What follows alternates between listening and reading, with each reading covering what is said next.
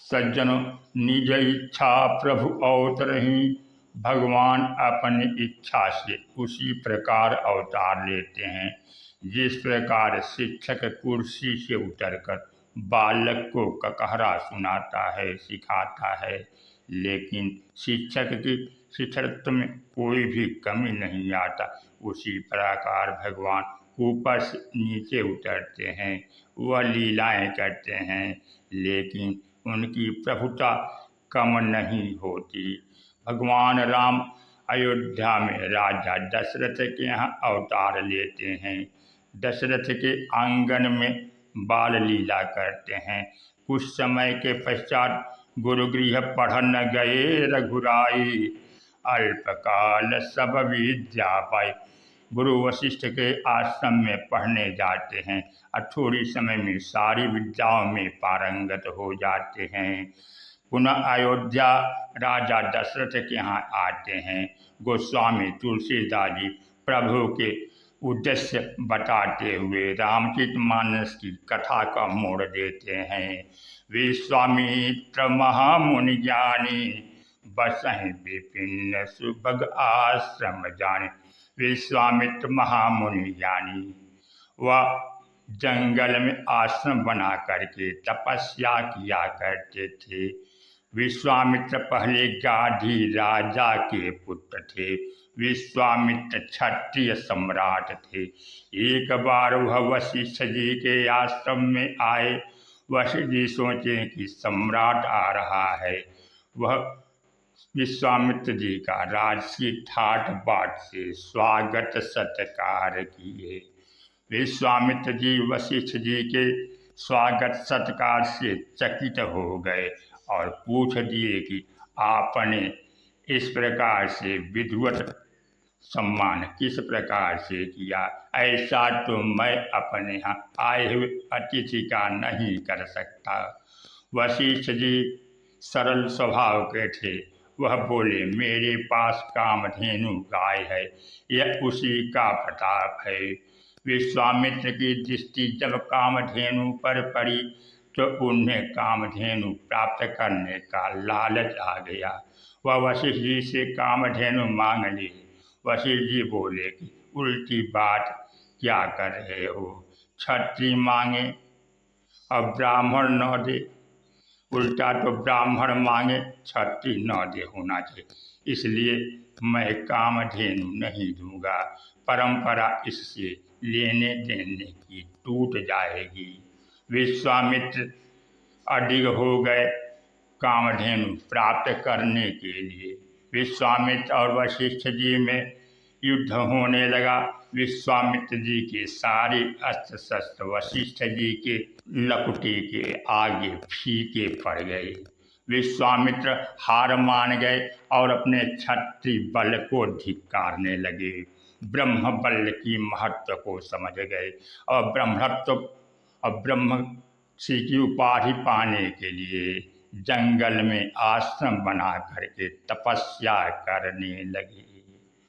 वह तपस्या में इतने आगे बढ़ गए कि ब्रह्मा ने विश्वामित्र को ब्रह्मर्षि कह दिया।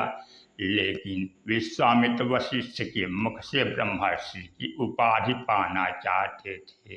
वह तपस्या करते, यज्ञ हवन करते, लेकिन सुबाहु मारीच आकर के, राक्षस आकर के यज्ञ को भ्रष्ट कर देते थे, जिससे उनका यज्ञ पूरा नहीं हो पाता, उनका आश्रम सिद्ध नहीं हो पाता। गाढ़ी तनय मन चिंता व्यापी। गाढ़ी तनय विश्वामित्र को चिंता व्याप्त हो गई कि मैं क्रोध करना तो बंद कर दिया हूँ। ये राक्षस मेरे द्वारा नहीं मारे जाएंगे, लेकिन भगवान के द्वारा मारे जाएंगे। हरि बिनु मरहि न निश्चर पापी। ये पापी भगवान के ही हाथों मारे जाएंगे। वह ध्यान किए और ध्यान से समझ गए कि भगवान का अवतार अयोध्या में हो गया है। वह भगवान को लाने के लिए अयोध्या की ओर चल दिए। दशरथ जी को जब ज्ञात हुआ कि विश्वामित्र जी आ रहे हैं तो वह वशिष्ठ जी के साथ जा कर के उनको दंडवत किए, सम्मान पूर्वक राजसभा में लाए, आसन पर बैठाए और पद पखार करके उनको भोजन जलपान करा करके हाथ जोड़कर पूछे कि किस उद्देश्य से आए हैं। उन्होंने अपने उद्देश्य को बताना शुरू किया। उसी समय पुनि चरणनि मेले सुतचारी, दशरथ जी ने अपने चारों पुत्रों को विश्वामित्र जी के पास बुलाया और प्रणाम करने के लिए कहा। राम देख मुनि देह विसारी, और राम जी को देखते ही विश्वामित्र देह से विजय हो गए। उनकी दृष्टि राम जी पर पड़ने लगी, क्योंकि राम जी का स्वरूप अदम्य अलौकिक है, जिसका वर्णन नहीं किया जा सकता। और वह विश्वामित्र जी अपनी व्यथा बताते हुए कहने लगे कि मैं तपस्या कर रहा हूँ, यज्ञ आदि कर रहा हूँ, लेकिन राक्षस यज्ञ पूरा नहीं होने देते, इसलिए याचक बनकर आया हूँ।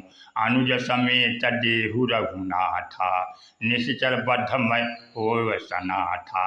आप लक्ष्मण सहित रघुनाथ राम जी को दीजिए, जिससे वे राक्षसों का वध करेंगे और मैं सनाथ हो जाऊंगा। विश्वामित्र जी के कहने का भाव है कि आप राजा हैं और आपके रहते हुए प्रजा दुखित होवे, इसलिए आप राम लक्ष्मण को दीजिए, जिससे मैं सनाथ हो जाऊंगा। दशरथ जी चौथे पन में 4 पुत्रों को पाए थे। राम से तो विशेष लगाव था, इसलिए बोले कि आप हमको कहिए, हम चलेंगे, उन राक्षसों का संहार करेंगे। लेकिन विश्वामित्र जी बोले कि आपको अपने राम के बारे में जानकारी नहीं है, पुत्र मोह में ऐसा कह रहे हैं। वशिष्ठ जी से बोले कि वशिष्ठ इन्हें समझाओ। वशिष्ठ जी सोचने लगे कि अगर मैं कुछ नहीं बोलूँगा तो विश्वामित्र जी सोचने लगे कि यह वैर भाव से नहीं बोल रहा है, और वशिष्ठ सोचने लगे कि अगर मैं नहीं जाने दूंगा राम लक्ष्मण के तो विश्वामित्र जी अपने कोप से राजा दशरथ का तहस नहस कर देंगे, इसलिए विश्वामित्र जी कुपित न हो और जग का कल्याण हो।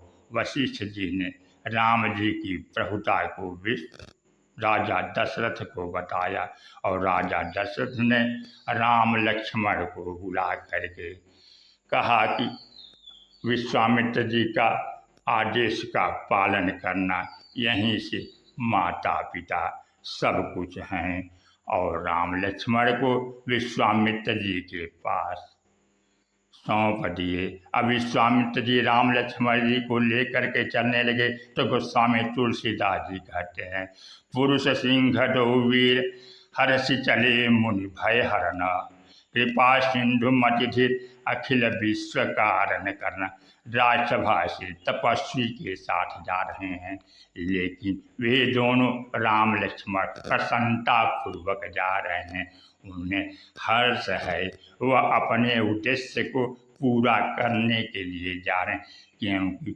भगवान छोटे हों या बड़े, बालक हों या युवा, लेकिन उनका ज्ञान प्रताप सब कुछ एक समान हर समय बना रहता है। और जाते जा रहे हैं, जंगल पड़ा और जंगल में चारों ओर राम जी हड्डियों को देखते हैं, हड्डियों का अंबार देखते हैं। विश्वामित्र जी से पूछें कि हे मुनि, हे गुरुवर, ये हड्डियाँ रक्त मांस कैसे हैं? विश्वामित्र जी बताते हैं कि ताड़का रहती है, राक्षस रहते हैं, ताड़का ऋषि मुनियों को खा जाती है, ये उनकी ही हड्डियाँ हैं। राम जी को क्रोध आता है, वह संकल्प लेते हैं कि मैं निश्चरहीन इस पृथ्वी को करूँगा। चलते चलते ताड़का दिखाई देती है और विश्वामित्र जी चले जात मुनि दिन ही दिखाई, चलते जा रहे हैं और ताड़का की ओर तर्जनी उंगली का संकेत करके दिखाते हैं।